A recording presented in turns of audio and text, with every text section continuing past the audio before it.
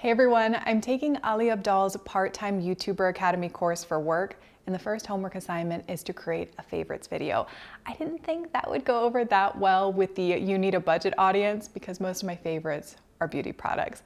So instead, I'm gonna film and edit this video for the course, and instead I'm gonna upload it here so that I can share these products with you. So mostly beauty, a little lifestyle, and if you don't watch my videos over there, I'll try to weave in a little bit of a life update as I go. To start, I have 3 products I recently used up and repurchased. The first is this Makeup Forever Aqua Resist Color Pencil in shade number 2 Ebony, which is a very, very dark brown. This has been such a good pencil, pretty much the only one I've used all year. You get just enough time to play with it, and then once it sets, it sets. And as soon as I thought I was getting toward the end, I immediately placed another order. This is a longtime favorite. I would love to know how many bottles I've gone through. It's the One Love Organics Botanical B, used to be called Vitamin B, Enzyme Cleansing Oil. If I wear makeup during the day, I'll do a double cleanse at night, and this is the first step in that process. This will get anything off. If I'm wearing SPF and a full coverage foundation, no problem. It's great at removing eye makeup and it doesn't irritate my eyes. I love this. And when I went to repurchase something cool, they now carry it on Ulta.com. Next, I have Josie Maran's Whipped Argan Oil Body Butter. With body butters and lotions, it's fun to try new things. So if people are raving about a product, I'll try it. Like over the summer, it was the Brazilian Bum Bum Cream. I got a small size of that, liked it, but every time I come back to this, I think, why did I ever stop using it? It's the texture. I think that's my favorite part. It is light and whipped, but it's deeply moisturizing and it sinks in without being too sticky. So I think for me, this is a perfect lotion to use year round. My favorite scent is the citrus one. Back in late January, after my birthday, I had the weirdest breakout, like nothing I had ever had before, and it was all over. I was looking at pictures online like you do, and I thought maybe it was fungal acne, but then I started to get almost welts on the top of my cheeks near my eyes. That scared me, so I saw a few different dermatologists. I was treated for a staph infection.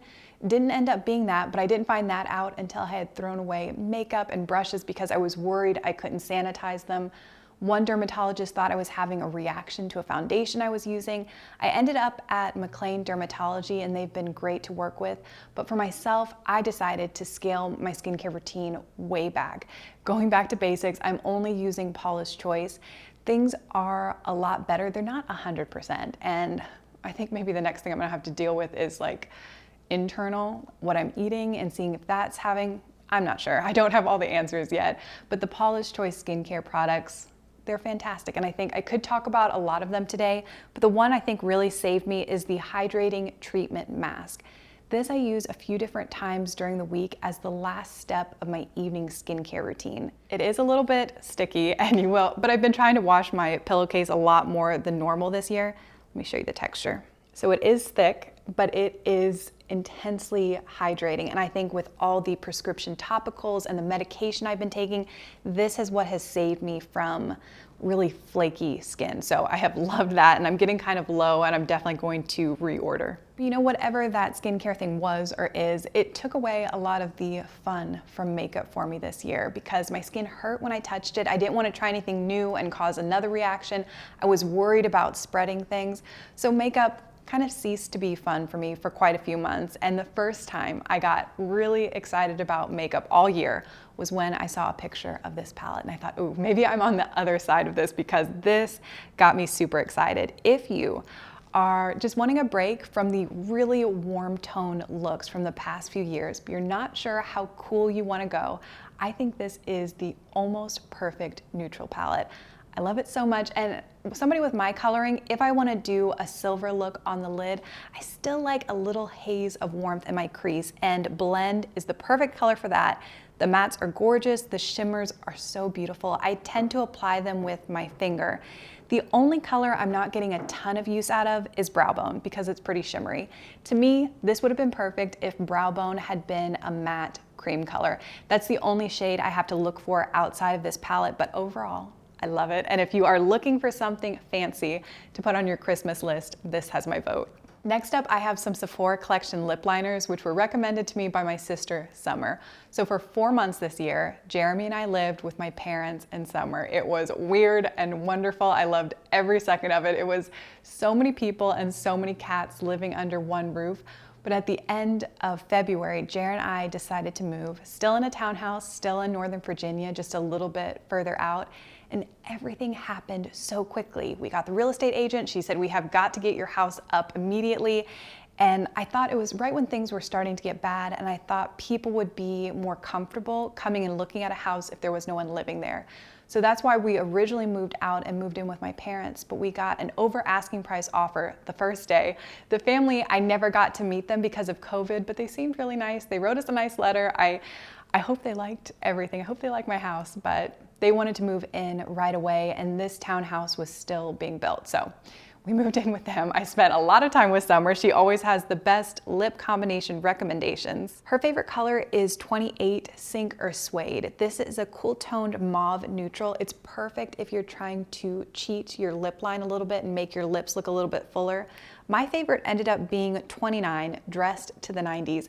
This is a little bit warmer. It goes with all of my favorite lipsticks and lip glosses. I have this on today with some of the Nude Sticks No. 6 gloss on top. Moving into lifestyle, I always know a book is good if I originally listen to it as an audiobook and then have to get the Kindle or paper version so that I can take detailed notes. That was the case with The Lazy Genius Way by Kendra Adachi.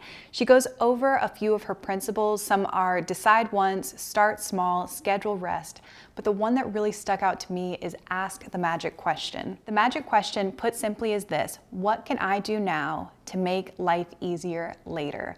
And my unofficial theme for 2020 has been future selves. It started back in the summer. Probably one of my favorite videos to work on all year was, I think, 6 ways to take care of your future self. And that video was inspired by an illustration I saw on Instagram. So I'll put the book and the illustration linked down below. But I love the idea of thinking of our future selves. What can I do today to make life better for future me? Could be something as simple as running the dishwasher at night, or meal prepping a bunch of delicious lunches so you have something easy to grab during the workday. It could also be saving extra money for things like car repairs and vet emergencies, which is not the most fun thing. But if you start doing that now, you are making life less stressful for future you. If you're broken down on the side of the road, if you're standing in a vet's office, that has been me, faced with a terrible decision, but at least money wasn't having to play a huge part in that decision. So I love the idea of thinking of our future selves. The book talks about that a lot, and it also just helped me focus on things that really matter, and I felt like that was a great thing for 2020.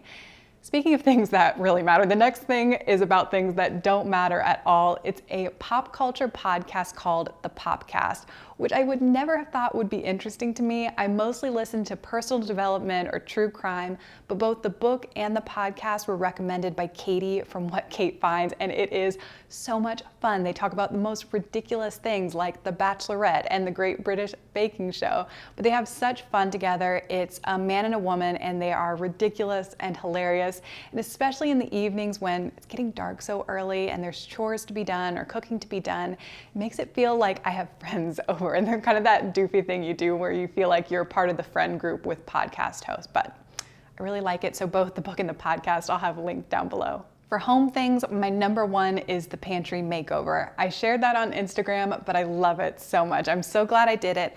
I think out of everything, my favorite are the Nordic charcoal baskets that I got from the Container Store. They are beautiful. I love the little label that you can get to go with it.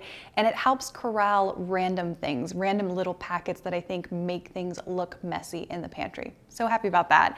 And then in October, me and a few of my coworkers, we did a challenge, a savings challenge, where we didn't get takeout or delivery, no coffees out, no going through the Starbucks drive-thru, which is kind of sad for me because sometimes that's the only reason I leave the house and I make it a huge event. So to replace that, I started paying a little bit more attention to coffee I was making at home. I tried some new Nespresso pods, and my favorite is this one, which is Sweet Biscuit, I think is the actual name or the flavor of it. It is so good. I especially like it as an iced latte. Then last Christmas, I got my friend Diana one of those Pura home fragrances that plugs into an outlet. And over the years, she has sent me pictures of different scents she liked. So as a housewarming gift to myself, I bought myself one and I love it. I've tried a few different scents. My favorite is Santorini. Had to look up what it smells like. Apparently it's fig and sandalwood. To me, it smells like the best cologne. It is super warm, but it doesn't give me a headache, which sometimes can happen. So I love that. The one that gets commented on the most, I ended up getting a device for each floor. And the one in the basement, I've had chai pumpkin, and random people like furniture delivery people have commented about how good it smells. My last favorite is a little bit more abstract. It's a clarity break. I learned about this from my manager at work, and there's an article that describes it, which I can link for you. But basically, you leave all technology, you take a pen and a notepad, and you have a meeting with yourself. It can be anywhere that you feel comfortable. I like to walk a little bit beforehand. I feel like it slows my brain down and gets me thinking.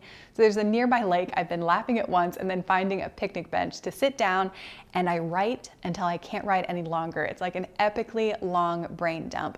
Things from work will come up, random things like I need to get my tire pressure figured out, and then I'll start to get into the heart of the matter. In the last clarity break, I thought a lot about how I feel and act when Jared travels, and I try to remind myself that this is just a season and he's going to start scaling way back even next year.